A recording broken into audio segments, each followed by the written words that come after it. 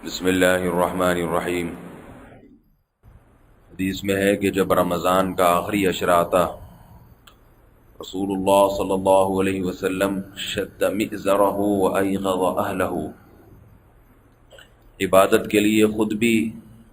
تیار ہو جایا کرتے تھے اور اپنے گھر والوں کو بھی جگاتے تھے۔ آج 20واں روزہ ہے، رمضان کے 2 عشرے مکمل ہو جائیں گے اور کل سے تیسرا عشرہ شروع ہو رہا ہے، بلکہ آج افطار کے بعد سے تیسرا عشرہ شروع ہو جائے گا۔ تو نبی صلی اللہ علیہ وسلم کی عادات میں سے اس عادت کو بھی ذہن میں رکھنا چاہیے کہ رمضان کے آخری عشرے میں خود بھی عبادت کرتے، وہ تو پورے سال ہی کرتے تھے، لیکن ایک امتیازی بات کہ اپنے اہل خانہ کو بھی جگایا کرتے تھے۔ اس کا اہتمام کرنا چاہیے کہ رمضان کے آخری عشرے میں اپنے گھر والوں کو بھی ترغیب بھی دیں رات کو عبادت کرنے کی، اور جگائیں بھی۔ صرف ترغیب کافی نہیں ہے، کیونکہ انسان رات کو جب ترغیب دے کے سوتا ہے تو صرف ترغیب سے کسی کی آنکھ نہیں کھلتی، کھل بھی جاتی ہے تو اٹھنے کی ہمت نہیں ہوتی، تو اٹھایا جائے۔ آپ صلی اللہ علیہ وسلم نے فرمایا کہ اللہ بہت خوش ہوتے ہیں ان 2 میاں بیوی کی طرف کو دیکھ کر کہ جب رات کو ایک تہجد کے لیے اٹھتا ہے تو دوسرے شوہر اٹھتا ہے تو بیوی کو اٹھاتا ہے، وہ نہ اٹھے تو اس کے منہ پہ پانی کی چھینٹ مارتا ہے، اور اگر بیوی نیک ہے وہ اٹھتی ہے، شوہر نہیں اٹھتا تو زوجہ اپنے شوہر کو اٹھاتی ہے، وہ نہیں اٹھتا تو اس پہ پانی کی چھینٹ مارتی ہے۔ لیکن یہ چھینٹوں والا حساب اس وقت کریں جب میاں بیوی کے تعلقات بہت اچھے ہوں، ورنہ آپ نے اگر چھینٹ ماری تو کوئی ذمہ داری نہیں ہے، سامنے میں سے وہ کچھ بھی مار سکتی ہے، کوئی بھی چیز ہاتھ میں آ گئی اٹھا کے آپ کو مار دے گی، پھر آپ کہیں گے ہم نے تو نبی کی سنت زندہ کی اور نتیجے میں یہ کیا ہوا، پھر لڑائی جھگڑا شروع ہو جائے گا۔ پھر وہ تو اگر بہت اچھے تعلقات ہیں، محبت والا حساب کتاب چل رہا ہے تو چھینٹیں مار دیں، ٹھیک ہے،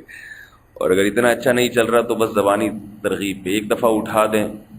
اور اتنا بھی نہیں ہے تو رات کو ترغیب دے دیں کہ بھئی ہمت ہو تو ذرا تھوڑی سی تہجد کا اہتمام کر لینا، سونا کم، نماز میں زیادہ دل لگانا۔ مرد حضرات کو چاہیے کہ گھر والوں پر کام کا بوجھ رمضان میں ہلکا رکھیں، ان سے کہیں یہ کھانے پینے کا مہینہ نہیں ہے، عبادت کا مہینہ ہے۔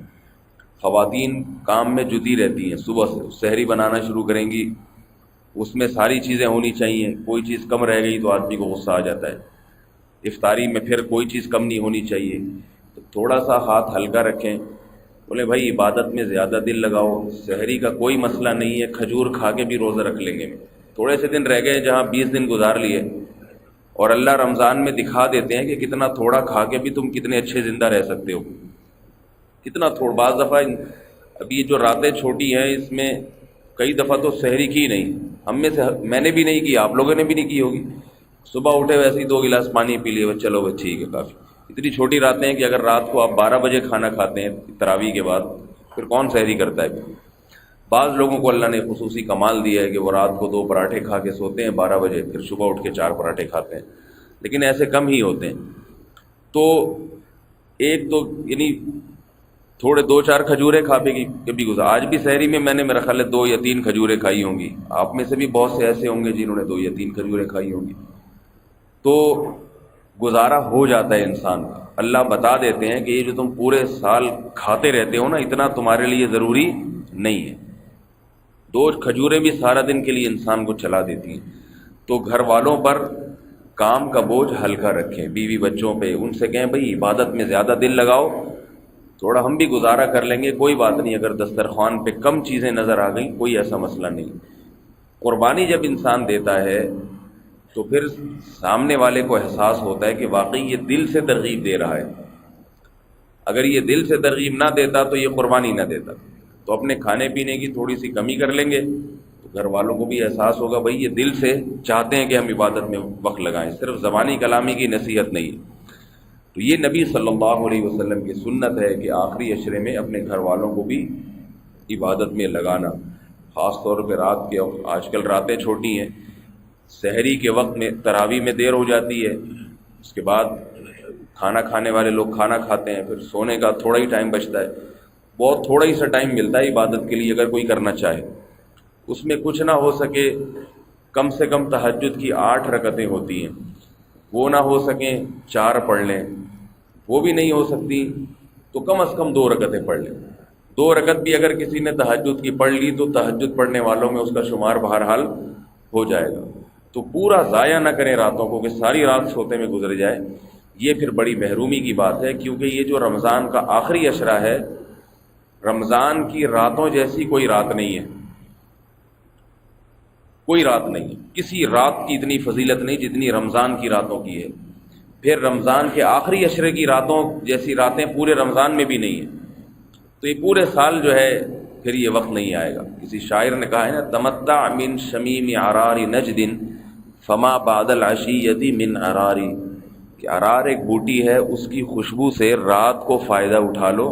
کیونکہ صبح ہوتے ہی اس کی خوشبو ختم ہو جاتی ہے۔ رات کی رانی ہمارے ہاں جیسے ہوتی ہے۔ تو اب یہ تھوڑے سے دن رہ گئے ہیں، ماشاءاللہ آپ لوگوں نے ہمت کی، اتنے لوگ فجر کی نماز پڑھنے آئے، یہ اللہ تعالیٰ نے توفیق دی، ہمت دی،